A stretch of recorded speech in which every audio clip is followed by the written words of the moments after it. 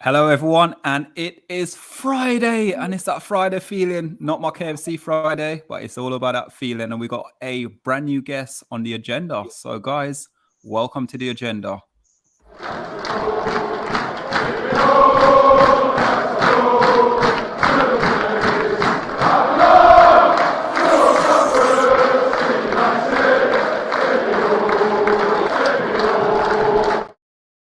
Hello, everyone, and welcome back to the Man United agenda. And guys, it's Friday night, and we are spoiled tonight. We are very spoiled tonight. So, as always, we're joined by OMONDI. Hello, sir. How are we doing? Not bad. You're right. Good. And Petty Talk. Well, you even changed your name since the last time I've been on the show with you. Petty Talks United. Let's bring it on, sir. How you doing? I'm very well, mate. I hope you lads are all okay, and all the viewers watching. Hopefully, everyone has a nice weekend. No United, so we will do. And guys, making his debut. You have seen him in the chat. You have definitely seen him in the chat. It is Brush. Welcome, sir. How are we doing? Thank you very much for having me. It's a pleasure to be here with you guys. Excellent. It's absolute pleasure having a new guest on, because normally, you know, it's a bit of carnage now and again on the agenda, but tonight I think we're in good company with the guys who are on it. We've got Brush. Basically, Brush has been part of the channel for a while now, and we've reached out, we spoke a bit. So I thought, you know what, why don't bring Brush on? Why don't do it? So on Monday, normally the guy who sort of like, nice, judge a character. What's your first feeling about Brush? Well, I've known Brush from the comments for a long time now, and I've always, after the show, we always talk about our viewers and people who watch us, and we always mention you, Brush. We say you always come with some good comments, and a bit like Box as well, and a few other guys as well. We always impressed by some of the knowledge you guys have. So to have you on the show, I'm a bit anxious, a bit nervous. I don't want you taking my hot seat, you know. I don't need to be too good. I want you to be okay, but not too good, so you take over. Because Solo is quite ruthless these days, and you give it a chop just like that. So yeah, just stay in your lane a bit, please, Rush. No, there's no taking your place on Monday. Especially the way you read through those comments, bro. That's you all day. Yeah, he's right.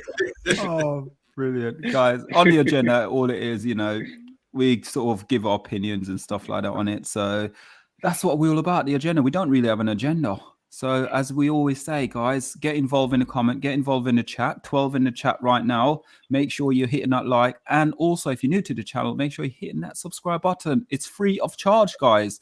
Not only that, but you can become a member of the United Agenda as well. Just hit us up, guys. So, how do we do this now? So that was the intro. Sorry, Monday, I didn't put the intro up. Don't slap my wrist, please. That was the intro. We've gone through the intro. Before we start the show, can we find out who's in the chat, though, please, on Monday? Yeah, most certainly. Brush, observe. We got TalkMU in the house. He's saying big up. TalkMU, you're going to find him at 10 o'clock tonight with the Friday Night Takeaway. Someone called Petty Talks United. Who's that? Where? Always got to put a nice little comment in before we start, you know what I mean? Another United is SHAH United, all the way from Brummy, Birmingham, via Harrow. With his fake accent. Yeah.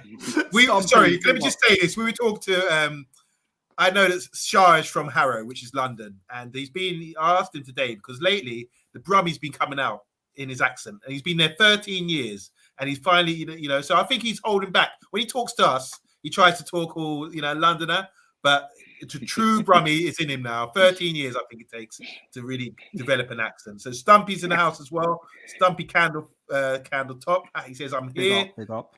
Welcome. Vincent as well. Welcome, Vincent. How you doing, man? He says, hi, guys. I want to say hi to Ryan Matter TV. Good evening. Welcome to the channel, sir. To the channel. Box is in.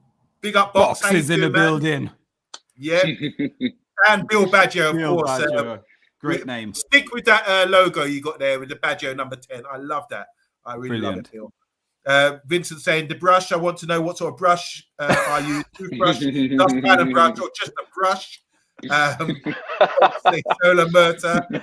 Eddie's in the house as well. Hi, Eddie. How you doing? There's a few more comments, but we get to them because everyone else is here now. We've shouted everybody. Yeah. Big up, everyone. Thanks for everyone for tuning in. Remember, hit that like, share, and subscribe button. And before we actually make a start, there's 16 people in the chat right now. And if people have not seen the takeaway, you need to tune in tonight at 10 o'clock, because I believe Mr. B will be doing a forfeit. Did I say that incorrectly? Finally. I think he is doing a forfeit, so make sure you tune in for that. Big up Pat Lawless as well, one of our regular and our member as well. Big up. Pat will also be on at 10 o'clock tonight as well. So check Pat out. And that's part of becoming a member. You get to jump on the channel as well. So, guys, kickstart the show. How to basically bridge the gap on these so-called other top two teams in the Premier League. Notable of all, the team that's playing in the Champions League tomorrow night. So let's kickstart the show with OMONDI. OMONDI, this was a topic that we struggled with big time today. We didn't know what direction to bring it. But let's kickstart with you. How to bridge the gap between, let's say, Manchester United right now and a Liverpool. Ten Hag's in now, and it is 10 Hag to me. 1 Hag, 2 Hag, 3, 4, 5, 6, 10 Hag. Yep, that's me. How can we bridge the gap? All right, first of all, we have established that there is a gap, and it's huge, gaping hole to cross that river. Funny enough, I watched Man with the Golden Gun yesterday, and there's a clip where Sam Aranga, they was chasing him in the car, and he ended up on the other side of the river. And Bond was like, what the hell am I going to do here? He had to bridge the gap to get to the other side. He'd done this maneuver where I don't know if you remember it, where he drove over the bridge and done a 360 and landed on the other side. So, yeah, it's how we do it. That was really quick.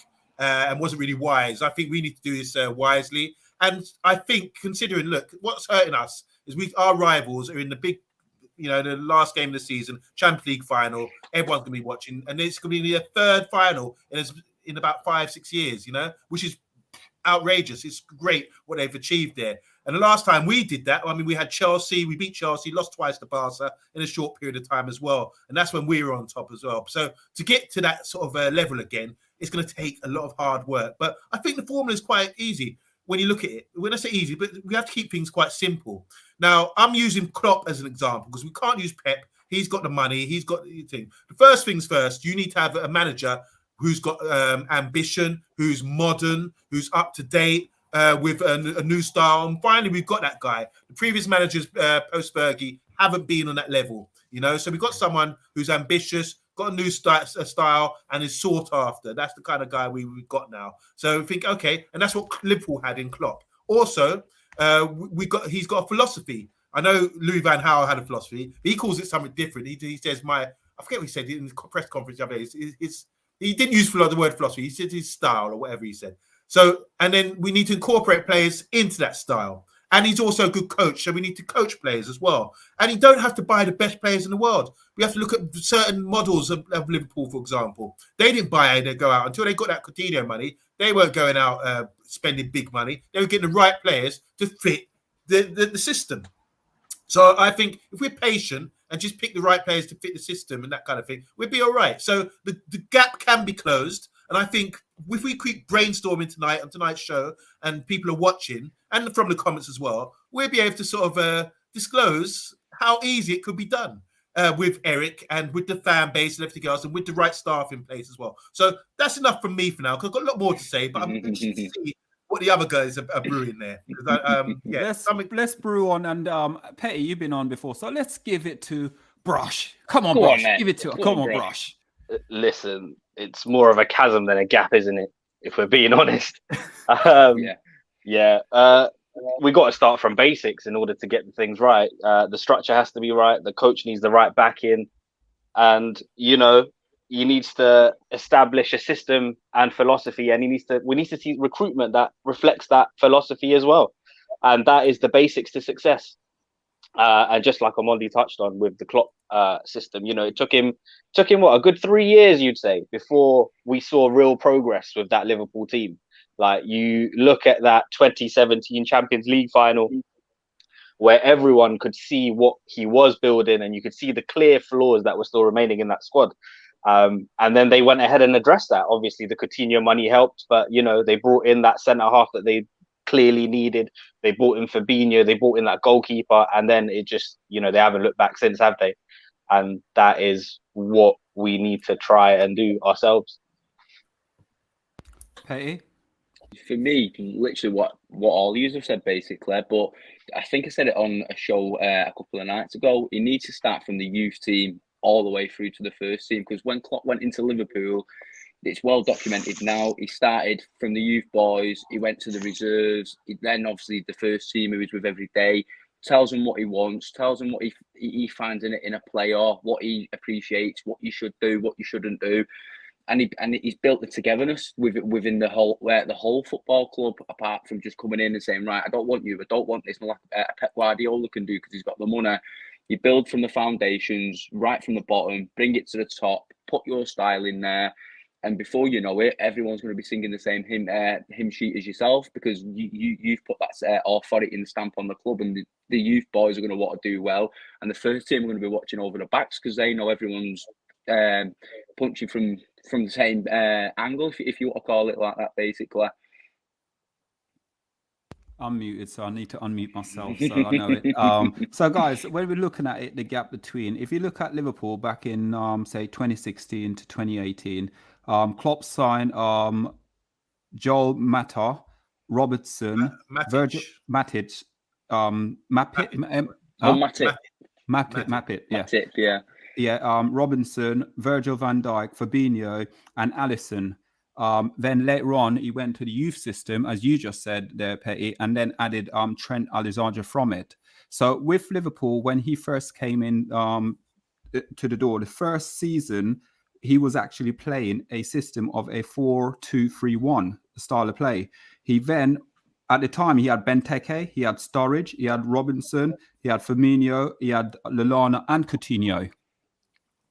Then later on, when they went and saw Coutinho, they then went and invested in Salah, Mane, and they then went out and changed the formation to a 4-3-3 formation as well. And the money they spent on all those players, they got 129 million for the Coutinho sale. They went out, and I think net spend, I believe, after doing that 130, I think that season they spent something like about 30 million, actual 30 million with the Coutinho sale. So it does show with 130 million at that time that the investment is there and the players was there that they can go out and actually purchase rather than continuously buying big established name players. Yeah, can I just add as well? You made a good point there, Errol. It's like, so initially he had a set of players, and I remember there's a graphic where you can see his first team he ever used, and it's really poor, Lovren and all these guys, and that Nathaniel Klein. So he had to work with the players he had and incorporate the system. So the system might not have been what he wanted originally with Coutinho and Lallana and players like that. So he had to create a system which was the best with what the players he had. And eventually he tweaked it, and then he managed to get the system that he wanted. But the main thing is, you mentioned someone there like Andy Robertson. Now, Andy Robertson was not on my radar as a player. We discussed this the other day, didn't we, Petty? He's not on my radar as a player that I thought would be blowing up, you know? I thought Tierney was the best left back in Scotland. I saw him. I thought, okay, he's small. He's up and down, but nothing special. I didn't see anything special. But clearly, for the system that he's got, he's identifying players that do fit his quest system. So it doesn't matter if he costs 50 million or whatever. If he identifies you and you got the data or you got the stats, or they've done the scouting and done the eye test and everything else, that's what they did. And I think they had the patience to stick with him. And go with these guys, because you can think to yourself, all right, we were looking at whoever's going to get relegated this year. Oh, let's pick off the relegated players. Whether it's Everton, we would have gone for Richarlison maybe for a cheap deal, or if it was Leeds, we could have gone for Rafinha or someone like that. But they didn't, even though relegated, they clearly picked him out and said, this guy's going to be the main guy, you know? So that is some really, really good, wise decision making by Klopp and the Liverpool setup there. So it's not just about it's about the staff and the recruitment team, as Petty was saying earlier, that you bring in to get the right signings in. So be patient, don't worry. In the meantime, you've got youth players to mess around with and give opportunities to. But I hope we follow that same model, especially around recruitment, and just be patient, because we've been doing transfer shows. So yeah, get him, you know, and everybody, and just there's no confusion. We just want anyone who's any good, you know. It's not about that. We've done that. We suffered for years for buying just players by name, by brand, and that kind of thing. It doesn't work. Let's start just be patient with it and just identify the player that's going to play well for us, got the right age bracket, got the right learning curve, and can learn the style that Eric's developing here at Man United. So yeah, I don't know what you guys think, but yeah, I think there's a lot deeper, lot of things to this. Yeah, I think sorry.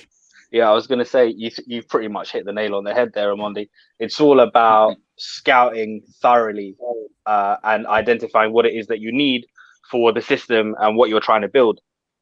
I can only think of maybe Thiago off top, who was certified at Liverpool on arrival. Everyone else that he signed are players that he's taken to another level. Yeah. Like, I don't know about you guys, but I wasn't really worried when they signed Mane or Salah. Nope. But then what he's done with them is frightening. And before great comment. But before we go to it as well, have you seen the rumor as well? I'll go to Petty with this rumor as well, that it just came out recently in the last 2-3 days that Man United actually put pen to paper with Mane, and Klopp came in at the last hour and basically took him away from United, because I love Mane. I used to think he was quality at Southampton as well, the feeding club. So Petty? Yeah, well, do you know what, mate? It's weird you said that, because I read that somewhere the other day myself. I remember just shaking my head and going, that just epitomises Manchester United under Ed Woodward, if I'm being honest with you. I bet he's got on the phone, tried selling him the dream like he did with Klopp, made a load of lies up, told him this, told him that. We well know Louis van Gaal wanted Mane as well. He's come out and said it in the past, didn't he? And I think he got, was it Memphis Depay instead? And look at the player Mane's become. And do you know what the laughable thing about it is? United are always now moaning about Premier League experience. He had Premier League experience at Southampton, but we still didn't get him. And obviously, hate to say it, but he's made the right choice for his career at the end of the day, hasn't he? He could win a Premier League, 2 Champions Leagues tomorrow. Listen, he's a quality player, and I hate to see him at Liverpool, but he's got to bite the bullet at the moment in time. It just shows where we've been since Sir Alex Ferguson's retired, hasn't it? Anything on that, Brush? Listen, under the Fergie era, we would have been the ones swooping in at the last minute. How things change. But this, again, it goes to show what can be achieved if you can sell a player on the project that you are building. So again, it goes down to identifying, the players that you want, having a clear idea and strategy in mind, and not going for the big names, not going for the marketing angle like United have been over the years. Having a clear strategy in the market for what you're trying to build, and not having a scattergun approach like we've had. Yeah. Like, if you look at our squad, we've got players from every single manager over the last decade. Yeah. They're all fit for different things. So, it's when Ralph came in as well and tried to stitch it all together, it was square pegs, round holes. Brilliant. That's brilliant. That's a brilliant one. But go into that as well with the Mane, basically, obviously Mane, and you got to think Mane came from Southampton. Then we look at players like Salah as well, who came sort of like was a reject at Chelsea. He then went from Chelsea, he went to Roma, and I think Liverpool only snapped him up for like 30 million or something like that, 29 something million or something ridiculous price, snapped him up for as well. So then I don't even want to get into the whole situation as obviously Virgil van Dijk again, a player on the radar who was at say Celtic, and no one really picked him up. None of the club picked him up. Southampton picked him up for a bargain, and then Liverpool then identify, right, that's what we're looking for. Because I keep saying to people, and a lot of people I know out there always laugh at me when I say to them that he reminds me so much of Rio Ferdinand, and he does remind me of Rio Ferdinand. Hey, you know something? They did a show the other day, the two of them, and they were sort of, Rio was trying to be taller than him. I could see they were looking at each other, like sizing each other up. And the theme of the show was to name the 5 top centre-backs in the Premier League history between the two of them. It's a good watch. But I think Virgil van Dijk is probably the best that I've seen, physical, all that kind of thing. And like you say, at Celtic, and even when he was playing in Dutch football, Van Dijk, he never played for the biggest club. And I'm thinking, so I always saw his abilities in the Champions League for Celtic, and that, I think this guy's class. But what is it about him? I thought there was a character defect or something, or some reason why the other big clubs hadn't picked him up. But clearly, because I mean, usually as you go, if you play for a small club in Holland, you go and play for Ajax or PSV or Feyenoord, and then he goes to Celtic. Say, all right, you're playing well in Celtic 3-4 years, and then I think, all right, someone big's going to snap you up. He goes to Southampton, But there was always a player there. So it's always about the things you can't see with these guys. So I think there was a connection because Mane came from Salzburg. I think Klopp has an understanding. He's got a scouting network like that. He knows these clubs. He would have known that there's a player there. And the same applies with Salah as well. Salah's come from Basel originally, and he's got that hunger, desire as well, and the right temperament. Look at Mane and Salah. They're Muslims. They don't go out raving. You know what you're going to get with them. They work hard, everything else. So it's like we were saying before, it's the recruitment is very, very important. It doesn't matter. We were talking yesterday about Max Aarons, for example. Now, if Max Aarons ticks the boxes, it doesn't matter. Oh, he's been relegated twice. Or the negativity that comes with, oh, he's not good at it. That's old school. That's like dated kind of mindset. Oh, he hasn't played well enough. He's been relegated twice. He's not good enough. He's not big enough. Remember, they used to say you have to be over 6 foot to make it. That kind of thing. It doesn't matter anymore. And I think what's crucial, my final point, what's really crucial is that Ten Hag is coming from Holland, Dutch football. And Steve McLaren, when he went there, I think he drew his first game 1-1 for FC 20. And he came up and he was disappointed. He was talking to the press, and they were saying, no, this was fantastic. You had 70% possession. So it's all about possession. It's a complete different game. It's like day and night over there. And the young players as well are developed. If you've got talent, that's the main thing. Physicality and all that, you can wait. It's all about developing people, IQ and talent. If you look at a player like Donny van der Beek, he's come over here and he's actually, I felt he was too good because he's got this IQ, his stuff off the ball he does, let it go through his legs, his movement, his awareness. This is grounded in him from Dutch football. So I think these are the characteristics we might be looking for in certain players. A learning curve, a certain age where they can, be coached and develop into good players. So some players we might write off now, for example, say like a few years ago, Angel Gomez. Ten Hag could have come in and said, no, there's a player here. We can...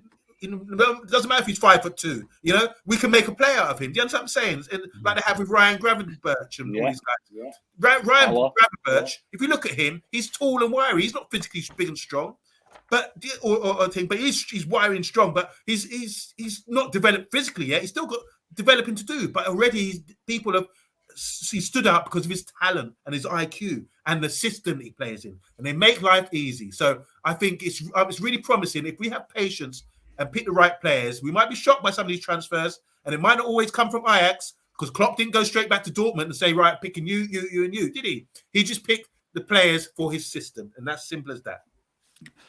Any more onto that, guys? Brush? Sorry, go on, Petty. Oh, sorry, mate. To add a bit onto that as well, you just hit the nail on the head because you not remember when Jurgen Klopp first went to Liverpool? Didn't he finish 7th or 8th, if I can remember right? Was it his first 3 finals and got beaten all of them? And obviously they stuck with him because they knew the project, what they was all getting behind. And look at them now; they get to a final and they go and win it. So you're right. We've just got to give Erik ten Hag 2 or 3 years here for me, and just let him get his team, and then judge him in 3 years' time. And Petty, it took a while for those players to adjust to him as well, because there was a lot of injuries they picked up initially in those early days, trying to do the Gergen press and whatnot. The other thing I want to say as well, Mo Salah wasn't even his first choice. It was actually Edwards who pushed and got that over the line. So again, it's a group effort. This is why the structure has to be correct. It's not always just on the coach. The whole thing has to be, in unison. You need a director of football who knows what they're doing and is competent. You need someone who can negotiate, who's a lead negotiator, who doesn't get ripped off. The scouting department, they all play their part. So, yeah. So with us, all of this needs to change. And on the face of it, there seems to be some movement. So, all we can do is hope for the best, really. Yeah. Also, as well, you got to think as well. I got some bits and pieces like stats as well here. Jurgen Klopp in his first 2 seasons across all competition, he conceded 92 goals in his first 2 seasons. So what he done was, like they said, where he got sort of like the forward players, the attacking players, even though he had the attacking players and the style of football he played, he knew no matter what happened is, if he goes out, he know he's going to concede, so he know he has to score 3 goals at least, and that's how they done it originally, where they were hitting like a counter-attack, but they'll concede. And we remember as a fan, Man United fan, taking the mickey, going, "Oh yeah, but you're scoring, you got to score 3 goals to win the game because the other team's going to score 2 against you." But then he addressed the situation with Alisson and Virgil van Dijk, and then from then it changed. When you look at the stats with Liverpool, sort of like when he first started off back in sort of a 2016 season, they were rated and ranked like 8th and 9th for conceding goals and defensive frailty as well. Now, if you look at Liverpool, they're ranked like 2nd in everything at the moment when it comes to conceding and scoring goals. So it's a whole, like you just said there, Brush, it's about giving the manager the keys of the castle and let him run it how he wants to run Manchester United, because under Ed Woodward, it basically tits up, basically, for me anyway. Yeah, for me, OMONDI? his entire reign can be summed up in just utter incompetence is all I can say about his reign. Yeah. Right, OMONDI, after all that, you want to give some 26 in the chat, guys. If you're new to the channel, hit that subscribe button. If you've been around for ages, you know what to do. Hit that like. Do you reckon we can get at least 40 likes before the show ends today? Let's see if we can rank it up. Go on. Yeah. Come on, let's do it. It's Friday. Go on. It's Friday. It's Friday night. Come on. Am I doing the comments quickly? Yes, please. So, just guys, if you see something that you want to sort of touch on in the comments, just give me a whoa, okay? Because there's some interesting stuff here. Ryan's saying Ten Hag's going to have a big job to deal with. I'm not disputing his coaching, as he is a top coach, but with all due respects, in Ajax, this is nothing compared to the size of United. I wish him the best, he says. Vincent saying it all depends on what part of Burnham he's from.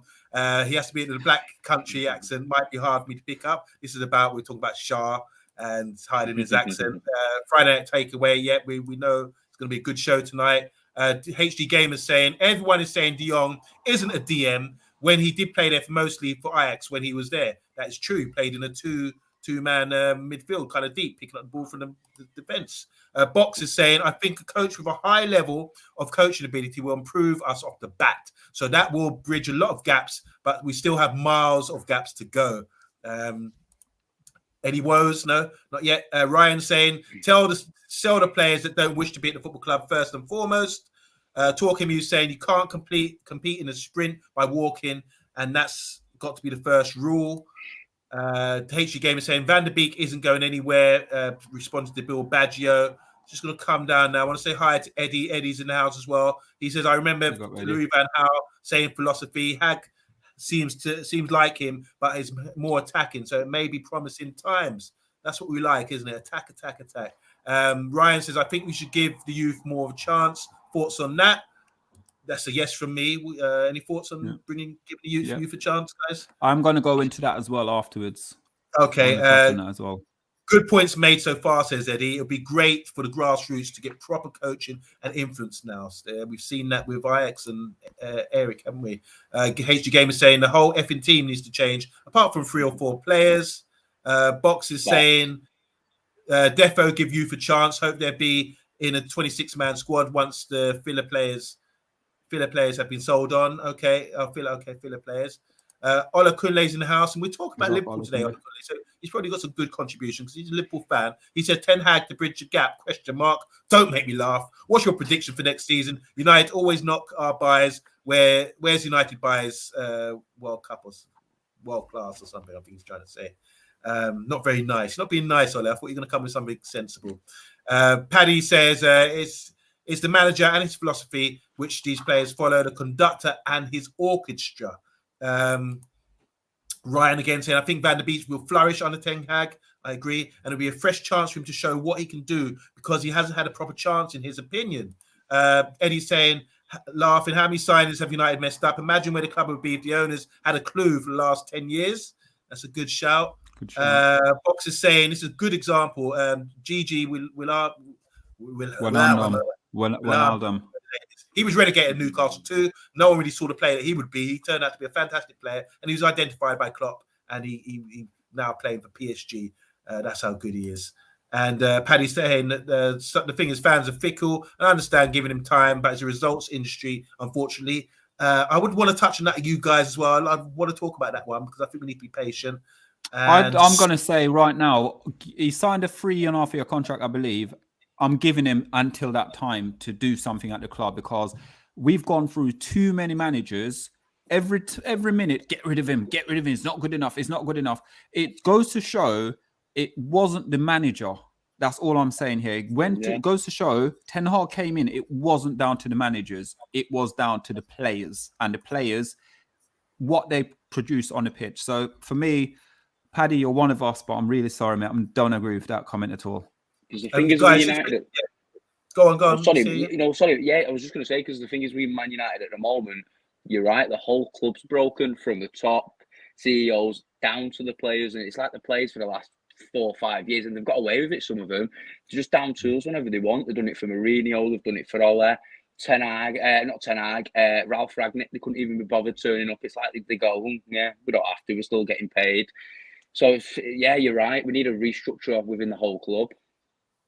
I want everyone to say hi to Sue. 82. She's saying, hope Madrid win, but unfortunately, she feels Liverpool will cut them up. This is how good Liverpool are now, right now. Akil, how you doing, Akil? He says De Jong is not flourishing at Barca, where he played in an advanced position. He wants to play as a 6, and that's where he was successful with Ajax. TBO, hello TBO, how you doing?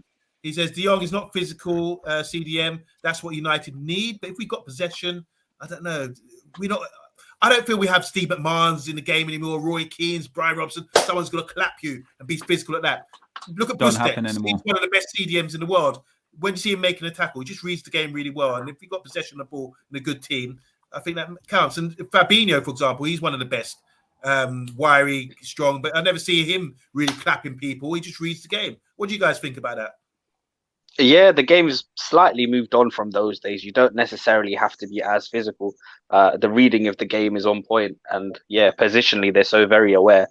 And to quote Paolo Maldini, one of the greatest defenders I've ever seen, probably in my lifetime, he said once that if I have to make a tackle, then I've already made a mistake. So those are the levels. And do you remember Blanc as well? Blanc said the same thing as well. Like Man United, when he came to the ground, he came to us, to go to ground, it was too stiff.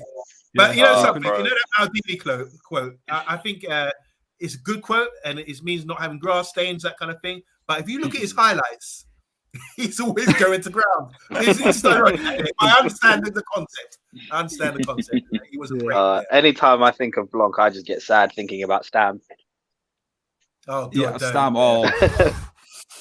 He was on another level when he Stam. And just because of his book ruined his career, really. That's Ferguson, like he said, his regret of selling Stam. That's one player he regrets selling. Yeah, one of the few that he actually admitted that he regretted selling. What player? Big up JR as well. Welcome. Big up. Senior. I want to throw in what JR said because it's quite a good point. He said attitude adjustments all over the club. John Cena says that, doesn't he? Yeah. Yes, that's his move, the attitude adjustment. Remember against Liverpool when AWB got beaten up, no one from United, two-footed Henderson, he's slapping your teammates, grow a pair, lads. Okay. Brilliant. So, guys, we are going to go into Erik Ten Hag and the system. And I'm telling you now, I've been trying to listen to the system. I've been trying to read the system. I'm trying to do everything with this system at the moment. And someone said a comment about De Jong earlier about was he not strong enough as a CDM? Looking at Ten Hag and the way Ten Hag play him and what it is with Ten Hag, if I am right to say, when they're defending against the opposition, say for instance it's a corner or anything like that, if you watch De Jong always move out to the left-hand side of the defense. And part of the reason why, listening to what the guys were saying with the stats, he's probably one of the most intelligent footballers with his ball at his feet. So the ball is going to come towards the left already. If it's taken from the right-hand side, it's going to come to the left. And it's going to be him who picks the ball up. And with his vision, he's the one who's going to pinpoint whoever we need to get the ball to up the top of the pitch. So as much as we're saying De Jong isn't sort of we're going to say he's not a strong CDM or whatever you want to say what De Jong isn't, I think De Jong signing would be vital to Manchester United, and especially as what they said with De Jong and Van der Beek, they work so well. And Van der Beek as well is probably like a couple of this stuff I've watched, one of the most intelligent footballer as well. He's already thinking what to do with the ball before the ball even get to his feet.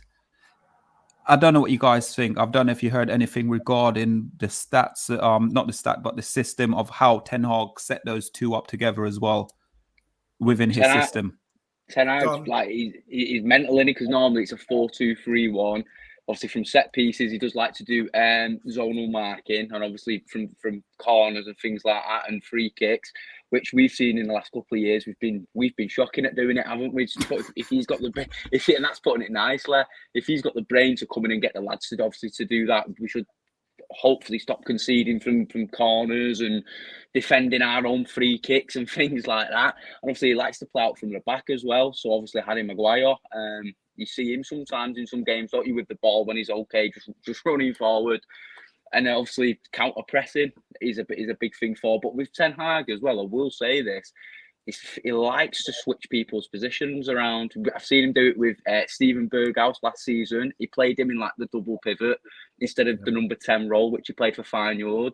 And also, I'm just going to throw it out here. I can see maybe doing something with Bruno and putting him out on one of the wings, personally, and getting Van der Beek and Frankie de Jong in the middle, and having Bruno out on the wing, which obviously he's done with Tadic at Ajax, and it worked absolutely great, didn't it? Yes. Brush? So I'm trying not to get too excited about this De Jong thing. I'm not sold that we're all the way there with that. Because even when the news broke, honestly, from my research into it, I hear that he's offered to take a pay cut to stay there. So he's not really on leaving. The only instance in which he will leave is if they absolutely have to sell. And if that's the case, at 25 years old, he will want Champions League football. And there are ready-made teams that are looking to challenge the likes of your Man Cities. And if they come in for him, I reckon he chooses them over us. Yeah. So I don't really want to put all my eggs in that basket. It's quite unfortunate as well that Ryan Gravenberch looks like he's going to Bayern Munich. I reckon that would have been a much more sensible purchase, just in terms of the cost as well and the age, and you can develop him. And I don't really know how much of what the transfer budget will be this summer, but obviously if we were to get De Jong, I'd assume that will take up a large chunk of it. And there's so much to do with the squad that we have at the moment. So a lot of question marks for me around that. I think the most important thing for us is to, like, when Louis van Gaal came. I've loved Louis van Gaal for a long time. I love the Dutch style of football. I've been to Ajax and done the whole learning thing about their academy and how they play their football, total football, all the way going way back to the 70s and 3 Champions Leagues in a row. I mean, that was unbelievable for a side. It's revolutionary the way they play football. Look at them in the 1974 World Cup. So it all stems from there. And you're talking about interchange of positions, getting players who can also play in different positions. Dennis Bergkamp, he's played right wing. He used to play right back. He's played everywhere. And a lot of these players coming through the Dutch ranks have played in various positions. I talked to one of my friend's son today in the park. And he was saying, I just started a football team. I used to play centre-back, but over the COVID and the lockdown, I got taller and stronger than everyone else, so they put me striker. I said, that's great. This gives you more understanding. He said, you read the game. You got to learn at a young age, 11 years old, to learn different positions. This is what they do in Holland. So I think it's essential for everyone in the comments, everyone at the Man United agenda. We need to understand what's going on at Ajax. We need to understand what they're playing. Because I think what happened when Louis van Gaal came, his philosophy, we were booing it because we were saying it's too slow. Even though he stretched out the pitch, we had a bit more possession. People didn't like it because they're uneducated about not saying uneducated about football, but uneducated about the system of play. So we need to get on track. So when we're watching something, we're not going to be booing or saying, oh, why is he passing backwards? Or why, the sort of stuff that we get with some sort of British fans. When you go abroad and watch games, they applaud. Sometimes they're very quiet. They just sit there. I've been to Italy, watch games. They sit there, clap. A sort of defending or a setup or something like that, it's really intelligent. So I think we need to first of all educate ourselves on Erik ten Hag about how he plays and what he plays. And it's really interesting now because everyone's doing it. I thought I've got Louis Van Gaal's book here, but I haven't got a book for Eric just yet. So I'm doing that's soon. That's I'm soon digging there. deep, and hopefully, if you Incoming. continue watching the Man United agenda, we will, amongst ourselves, start to sort of over the summer start to look and get a bit lot deeper and understand how he plays and what he's doing here. I know a little from what I've seen, and I think he has incorporated many factors from the Dutch system and also from Pep's system as well. Remember, he played he was under at Bayern Munich with Pep as well, so he's incorporated a lot of stuff together to meld and mold his own sort of system. And I think Pep was successful a while ago. That gets countered. Klopp's successful now. Klopp was able to counter Pep's style. And now we've got a new style with Ajax. And they proved against beating Dortmund and all these kind of things with lesser players or a smaller league that it can be effective. Imagine that with more finances, with a bigger club. And you get kind of excited when you think about it. For one, I think we're going to have more possession now. That means like players, I heard quote from Steve McLaren about McTominay saying, oh, he's always a 7 out of 10 player. He's a Man United player. And I'm thinking, that's a bit dated. He's not the sort of player I admire because I want a player that can control the game and keep the ball and string passes together, that kind of thing. And I don't think he can do that. When we're talking about earlier about the DM, we need a DM. It's like people play FIFA too much these days and pigeonhole players. We need someone who's going to sit there, the DM, he has to be physical, strong, everything else. Frankie de Jong is absolutely outstanding at playing deep and being press resistant and all that kind of thing, bringing the ball out from the back. We don't do that. And I think De Gea would be very grateful if we get someone like Frankie de Jong coming in because De Gea can't kick for F, if you ask me. So that's whole set piece of bringing the ball out from the back and controlling games and building as a team. We could get that with someone like Frankie de Jong. And just to say this right now, if James Garner starts performing in training, he might be able to perform the same role what Frankie de Jong was doing at Ajax, picking up the ball from deep and being press resistant and having the talent and the ability and awareness, scanning to bring the ball out and help us build as a team. So there's players in the youth now who are going to be overexcited about the opportunity that they have here to impress the manager. And we just want to give a shout out, Ray. Thanks for today, man. My barber. Big up, Ray. So again, like we're talking about the system and the style of play that he utilizes as well. You got to look at the players, how he used them. Like last season, Last season, he used, rather than use actually a striker, he used a false number 9. This season, he actually used a striker. So it shows he's always sort of basically on the front foot, trying to improve each season as it goes on. For me, I know what you're saying, Brush. You're not excited, but you holding out and to see whether or not De Jong will come to Manchester United. I'm in the same boat, but I'd just love it if he comes because it means he's then getting back with his partner in Van der Beek. And a lot of people write Van der Beek off, but I've still got that thing for Van der Beek, thinking Van der Beek can come back to Manchester United and can do something special at the club. Listen, on paper, it sounds lovely, and I wouldn't be against it if it were to happen. I'm just saying that, if it takes up 70 to 80 million pounds of our budget and he's going to be on big boy wages, probably 300 plus. I know he's earning a lot over there as well. So, when you bring in a marquee signing like that, immediately the weight of expectation for next season goes up. Yeah. And that's not where we are in our rebuild right now for me.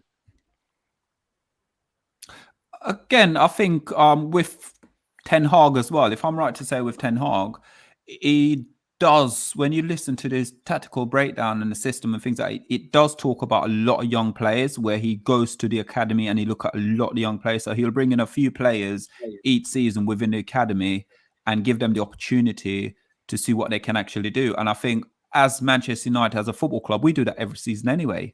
Also with it, they were saying with Ilang, I could say his name all the time and everyone get upset with me when I say Ilangi. I say Ilangi, but it's Ilanga. Basically, with him, they actually believe he's probably one of the key to this whole Ten Hag system. He will sit directly in the system while he plays. They're not 100% sure about how Rashford will fit in or how sort of Scott would fit in, but they're all talking about how they believe Ilangi would sit into that system. He's showing it at the moment, isn't he, in pre-season? And Anthony, you're seeing all the United players. Jim. Quite rightly, they're all on holiday. But where Alanga, I don't know if you've seen him on Instagram. In the gym. gym. He's absolutely, and do you know what? He's looking a bit like me. He's looking pretty ripped recently. pretty ripped recently. Take off your shirt. And big up to him. Do you know what I mean? Because listen, he's got. He can do anything he wants to do, Anthony Alanga. But I'm going to say something a bit controversial here. Marcus Rashford will be back to his best under Erik ten Hag. I truly believe, and I believe that as well. Player of the year next year. I think Rashford will come back. Honestly, because he'll fill him with confidence. He'll do you know the thing is, since we've had Marcus Rashford, and we've said it about Jurgen Klopp, Erik ten Hag will be able to coach him and direct him and tell him what to do, not what to do. Where he's had the last few years with Ole, Mourinho, the club's been in a mess. The players like him and Van der Beek are going to be getting coached, and they're going to have confidence for the first time in 2 or 3 years. So I just can't wait. But hopefully we start doing some business. That'll be pretty nice as well. Yep. So 11 likes away, guys, from our target. Come on, let's do it. Any comments there, Amanda? Should we go some comments quickly? Yeah, sure. A lot of talk about ice cream because bath time's in the house. Bath time's in the building. Just going to go through a couple of things here. So Bath Time saying we absolutely don't want our central midfielders to be coming deep to pick up the ball. We want our fullbacks doing that like every other decent team. So I think he's referring to inverted fullbacks. What do you guys think about that? Can we get some, please? Bill Badger saying Ten Hag wants Frankie to be our CDM. Then he obviously wants a playmaker, not a destroyer. Not many of them around at Dion's level if we can get them. Paddy's saying history is important, fella. Important fabric of the club. Don't forget that. Paddy's always talking about history, isn't he? He's stuck in the past. JR saying Haller does not press from the front either. This is the striker from Ajax. The wide men do. So I'm looking forward to the press getting that. I'm looking forward to press getting that wrong when they talk about Ronaldo not pressing. Oh, the press, the media getting that wrong. Sorry, I misunderstood that. Bill Baggio saying Donny is a multi-tool, great at everything, master of nothing. Last time I said them players understand the system solos. Sure, Rashford probably think photocopiers are magic or something, let alone how to play positional play, let alone how positional play works. So it's maybe having the intelligence to learn new systems. That could be an issue here. Bill Badger saying Rashford needs to be good when we have possession, and so far that is not his game. We've got 43 likes. Is that what they're saying? Nice. Yeah, one. apparently so. Let's go. We're 7 more away from what we're looking at, guys, the targets. So obviously going in now, we're going to go to and touch on the last subject. Let's go into the other. What one is it? Oh, there you go. Amanda is there. So guys, let's talk about recruitment. And this is recruitment I want to talk about. Amanda just said about Haller. Basically, Southampton, West Ham bought him. I think how much was it? Was it 20 million or something? 45 million. 45 million they bought him for, and couldn't even get in the team. Moise didn't have a place for him in the team at all. And obviously Ten Hag did see something within him because he used to play for him under Utrecht, was it? He was at Frankfurt along with Jovic, who won a move to Real Madrid. It didn't work out his way over there either. Yeah. And wasn't he with Utrecht? He was with Ten Hag at Utrecht, wasn't he? I don't know about that. Yeah, he was with him at Utrecht. He might have been, yeah. Yeah, he was with him at Utrecht. And what it is, last season, is it something like in 31, he scored 31 in 43 appearances. And also in the Champions League, he scored 11 goals in 8 games in the Champions League. And this is a player that West Ham didn't even rate it at all. And he went out there and he basically brought him in and he fits straight in to that system. So it's very important, as we said, about the backing, providing the club back Ten Hag, give him the players that he's looking for exactly the player who you want to fit and mold into the system, because this isn't one transfer window or two. This is going to be 3 to 4 transfer window. I honestly believe this is how Man United will need to work with Ten Hag. That's what I was saying to people. I know it's a result business, but at the same time, we can't just be throwing every single manager under the bus. We've got to give one manager the opportunity. Well, look, I'll start because everyone's gone quiet there. I was just waiting. He's dumped them there. Yeah, so recruitment and coaching, very important factors here. I think the coaching is going to improve under Eric, because we need to recruit players who can be coached. That's the main thing. And as I was saying earlier, that maybe means some of our young players getting an opportunity, and it also means, like the example you gave with Haller as well, and there's also Danny Blind as well, gone back to Ajax. You got Tadic as well. These 3 players have played in the Premiership, and we're thinking, trash. Not necessarily trash, but they're not very good. But they go to Ajax and they find a role and a system that suits them. A bit like Pogba, for example. A lot of people might say that Pogba was, underused at Man United, or Mata, for example. Pogba and Mata didn't really have a role at Manchester United. They can go somewhere else now, and we can think, oh my God, look at this player. Oh, it's Pogba. We used to have him. Or that's Mata. Look at David Silva. Obviously, when Silva went to Spain, he's still playing a great brand of football. I think so. That's the issue we had. Recruitment needs to be for Manchester United for the system, not just the name. So like you said with Haller's played in West Ham, didn't do too well, even though before that at Frankfurt, they were killing it with him and Jovic, or whatever his name is. They were smashing goals. They had a system that played. Look at Timo Werner when he was playing for Red Bull. The reason he was sold because he's banging in the goals, but it's because of the system. He comes to Chelsea, plays under Frank Lampard, and can't really operate how he used to. Do you see what I'm saying? So it's so important.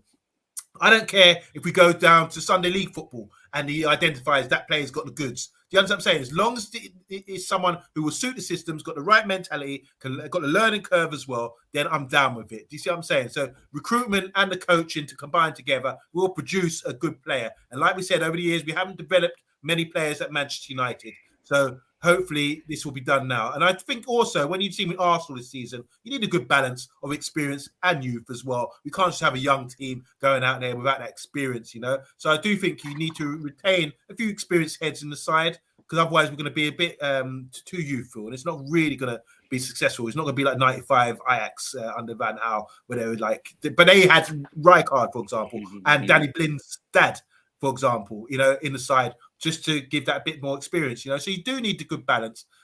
So recruitment is important. I don't know what sort of staff they've got for this, but they need to get the right people in, the people that Ten Hag wants, and the people that are clear, that understand how Ten Hag plays, so they can say, this guy will fit into your system. A bit like I heard that Klopp didn't really want Salah, but then he was convinced to say, well, Klopp, this is your system. He will really work. He's fast. He can do it. He can stretch the team or whatever. He can play what, these are things that they have to negotiate and thing. Because like you say, his role is head coach. He's not managing everything these days. Just focus on his team, on the first team and the youths and everything else. Get that through the system and let other people do the work for him and have a bit of trust. But he needs to trust some people to make the right recruitment signings that he can coach and get better. And the thing with Ten Hag as well, he's not scared about making bold decisions. Like, you might look at some of the team sheets and people's favourite players might not be on there, Bruno or a fullback or whatever. And if he identifies something in the week, because the thing is with Eric Ten Hag, he thinks about football 24/7. His mind's apparently a lot of the ex-players who've played under him have said that he's always ticking and ticking and ticking. He's always up thinking about things, and he done it this season with Tagliafico. He was an Ajax one of the favourites of the fans. He wasn't picking him because he wasn't up to his standards. Ryan Gravenberch later on in the season, he wasn't doing what he, obviously because he was talking about his move to Bayern Munich, and it was distracting him. He took him out and he played one of the youth players. I think his name's Taylor, and where now that youth player is coming in to replace Gravenberch next season. So he's very good at doing that as well, picking players who he truly believes in. And we just need to get behind it if people's favourite players are not playing next season. I think the key is patience, really. That's what's needed. It's not easy to come in and implement a new style and philosophy.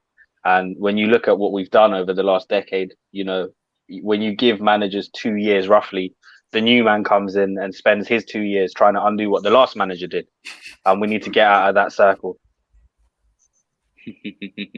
Yeah, it is. It's true though. It's like, and this is what I keep saying, and it's about the having patience. We've got to just sit here now, and Armando keeps saying this ain't FIFA anymore. This is serious now for Manchester United now, especially for the Glazers, because this is one project they're doing right now. They need to get right, and if they get this wrong, it will backfire, because this is the fan's choice. This is who the fan wanted to become manager. So as a Man United fan, I'm backing him all the way, because I'm sick and tired of every sort of half a season, well, a season and a half or 2 seasons, a manager gets sacked. It's time now that we need to back the manager. And the manager, from what I've gathered and I've seen of him on social media, the way he's carrying himself, that's what I'm looking forward to. 100%. Because did you see the pictures of Erik ten Hag the other day, looking at obviously the Munich clock? He had a walk down the Munich tunnel. Then he was meeting some of the cooks and the elderly staff who we have at Manchester United. So listen, for me, from day one, he seems to be getting what the club's all about and embracing, obviously, what a big job he's got on his hands. But listen, all us United fans are behind him at the end of the day. We just need to give him time, let him build what he wants to build. And listen, if we finish 5th next season, so what? It's a journey. Let's enjoy the journey and see where it can take us, as long as the owners back him and give him the time he needs. Exactly, Petty. That's what it's all about. And I really like the way that he introduced himself to everyone as well. Yeah. And the way he spoke in the press conference. Even in the press conference, he introduced himself beforehand to everyone. So yeah, it's a good sign. It's good time. Just add that bath time, saying I'm a massive fan of Ten Hag going and introducing himself to the staff around the club. They're all part of the club, and I love that he recognises we are a community club. That's a great point what you guys are saying. Yeah. For me, again, I think, and I've touched on it, I don't know whether I touched on it on here or just conversation, but one thing I noticed he's gone and done is he's done something that the only other manager previously have done is Sir Alex Ferguson. All the other managers have gone in the club and haven't done that. He's the only manager previously have gone into Manchester United and gone up to the media, shook their hands, and also go around the club and shook every single, and there was pictures as well. I don't know if you guys saw it as well. Did anyone see the thing on social media, that goal he scored? Oh yeah, when the ball comes to him, he does like some mad shit turns. Yeah, pivot there around and then shoot it top corner. Can he play centre forward for us next season? We'll take him anywhere. One other thing I noticed as well during that press conference was his confidence. Yeah, he looked like someone who belonged. And literally what came back to me was the stark contrast between that and when David Moyes first walked in, where he looked like he'd just found the golden ticket to the chocolate factory. it was like he won the lotto. It was like he was pinching himself to just be there. But so that it's nice to see that. It's embracing though, and I think with him, for me, what I'm going to love about it is giving him time, and it's about, fingers crossed, give us a couple of weeks or months or something like that, and then we knock them off their perch. We knock them off. I'd love it just to get them on. About that. Yeah, I know. I know. It's like Rafa Benitez, because Benitez did that, didn't he? Where he knocked Madrid and Barcelona, isn't it? He got in between them. He did it with a team that wasn't really expected to do it. So let's see what can happen. As far as I heard, the Big Six said there was only 3 away from 50. Come on, guys. Is there 3 more? 25 in it. Can we do the 50 before we come off the air? Surely we can do it 50. Come on, Rad. Come on. Who can do it? 50. Come on. Give us the 50, guys. Not asking for much. But guys, listen, 25 in the chat. Anyone who's new to the channel, just make sure you give us a like and a subscribe. We are on the road to 2K subscribers. We're hoping to hit it before the new season kicks in. We're very close to it as well. So, yeah, 47 likes we're on. Surely we'll probably pick up another like or something like that there. Guys, any other business? OMONDI, I know you love this part. Come on, OMONDI. But before we, guys, 25 in a like. If you have not yet seen the takeaway, check the takeaway out. It's on at 10 p.m. tonight. And if I'm right to say, I'm stitching Mr. B up totally and utterly right here. I think he's going to do a forfeit. Any other business? I just want to say hi to a few people like Sophie Smith. Sophie, big up. Welcome, Sophie. I always say, whose man's is this? But whose woman's is this? Is this friend? No, Sophie's on the channel. Sophie's around. Okay. Sophie's Sophie around. saying thoughts on the Glazers. We've gone through that. I think everyone knows. I think we're unanimous on here that they need. I want to get kicked off. Yeah, I just honestly, to be honest with you, with me, the Glazers, they need to go. They're honestly and this is what I was trying to say. This is a last opportunity. This is the last roll of the dice they have to make this work. Otherwise, I believe they've gone, because the guy who was going to look at buying Chelsea, the Man United fan, he's now trying to create a fan group to go, and basically his story is let's go as one, rather than doing little sort of organization of protests. Let's go as one and just do it together. Because what I've noticed as well, Man United, there's a protest, there's this, but we sold out for next season allocated tickets, the season ticket in holders. record time. There you go. So yeah, last bit of business from me. I just want to say, Petty, it's been a debut week for you, and it's been a debut for Brush as well. And I think you've both been fantastic. Really enjoying the conversation, top level stuff, and hopefully you guys will be around a lot longer. So big up, guys. Big up. Big and up to you 49 soon. guys, 49 in likes. Come on, smash it. Smash that like, guys. Smash that like. Yep, you're right with it, Gerard. That's it, exactly. So, how was your day on the agenda today, Brush? How you feel, sir? I enjoyed it. It was great. Yeah, big up, welcome, sir. Like I said, we will see a bit more of you around on the channel. Petty, you got your debut season, you'll be back here next week as well, mate. So 100%. Everyone have a nice weekend, and Brush, well done, mate. You smashed it. Yeah, big up, Brush. Welcome, mate. Welcome to the family of the agenda. Thank you, guys. You're more than welcome, guys. So, guys, from us at the Money Agenda, make sure you tune in to the takeaway, because I'm tuning in, because it's going to be one of them. And Bill and Eddie, give them hell over there as well. I know Bath. Just say it. Well, basically, what's happening is Mr. T or Mr. B. Right? He didn't say that. He didn't say that. He's going to be an honourable man, and he's going to fulfill his bet. He lost a bet, and he has to perform a forfeit today. I don't know what it is just yet, but if you can maybe add to the comments, or make sure you tune into the show and get on his case and make sure he doesn't get away with it, because it's the end of the season, and we're giving out awards, everything else, and he's got to perform. He's got to do something, whether it's a song, poetry, put on, I don't know, something stupid, or something. We just need ideas, guys. Take an eyebrow off. Yeah, it has to happen tonight. Shave that Satan beard off, as Jem used to call it. Whatever it must be. We want to see something from Mr. B. So something new. And if I'll be open and honest with you guys, he got a royal stitched up, Mr. B did. He got absolute. What's this? I'm going to bed solo. Half time, your quality. Oh, Jacqueline in the building as well. Big up, Jacqueline. Hi, Jackie. Big up, Jackie. Sorry, I'm off. Jackie saying thank you, panel. Jackie's from the South as well, saying thank you, panel. Interesting discussion. I've just got my popcorn for Mr. B at 10 p.m. There you go. And put your suggestions in, please, guys. What is he going to perform?